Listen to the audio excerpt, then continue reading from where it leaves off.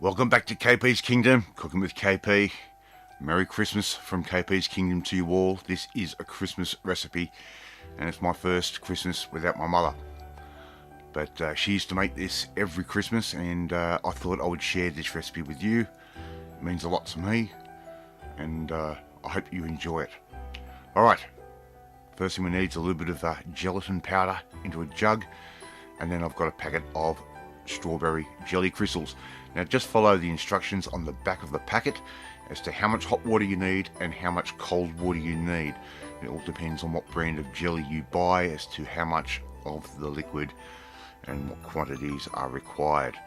But simply all you really need to do is dissolve the jelly crystals and the gelatin powder in some hot water, and then we can add the cold, and that'll start our cooking process. The reason I'm adding in a little bit more gelatin powder, well, we want a really nice chunky jelly, right? We don't want a liquidy, runny, sloppy jelly. We want something really firm that you can sort of sink your teeth into.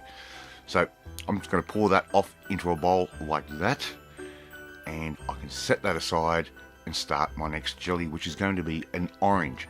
You could also use a port wine flavoured jelly if you wish, or even lemon. I'm going to leave the flavours completely up to you. I like these because it looks Christmassy and the flavour combination seems to work for me. Alright, so we've made our orange and our strawberry jelly. The last one we're going to do is a lime jelly, one of my favourites as a kid, and used to send me a little bit hyperactive if you like. So once again, follow the instructions on the back of the packet, make up your jelly, put it into a bowl or a mould or whatever you want, just like I'm doing right there. Very, very simple. And the kids are going to love this. Seriously. You can make it an adult's version or you can make it a kid's version. Put all of those in the refrigerator, leave them for a minimum 24 hours to set. Now here I've got some custard powder. That's all Mum used to use. That's what I'm using. I know it works. Simple as that. Follow the instructions once again on the back of the packet on how to make your custard. Now I also added a little bit of extra custard powder to that to make it a really nice thick jelly, or a thick custard. It will set like a jelly. Believe me, it tastes amazing. So once all that's thickened up like it has there, I'm going to transfer that into a bowl just like that, and that is going in the refrigerator for overnight, or 24 hours preferably. So 24 hours later, I've got a little container. I'm adding some sweet sherry, and I've got those nice little Italian finger biscuits, those little sponge biscuits. Put those into the sherry and start lining the base of your nice bowl like that. And all we're going to do now is just take little chunks of that custard and dance that around on top of the sponge fingers like that. Very, very simple. Now we're going to put our jellies one at a time. We're just going to add those through. We want to make it look Christmassy. We want this to look like a Christmas tree or Christmas ornament in its own right. Now the strawberry jelly, that's going in just like that.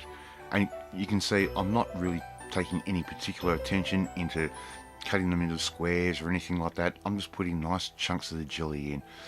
And we're simply just going to repeat that process all over again with the biscuits, with the jellies, just like that. Look how Christmassy does that look. And we're building that up a little bit like we would a lasagna or even a tiramisu. Very, very simple. And once you've run out of all your jellies and your biscuits and the sherry and the custard, it should look something like that. This is taking me back to when I was a kid, folks. It is so nice and so yummy. My wife had not had trifle before. She's just tried it now, just prior to me narrating this, and she loved it.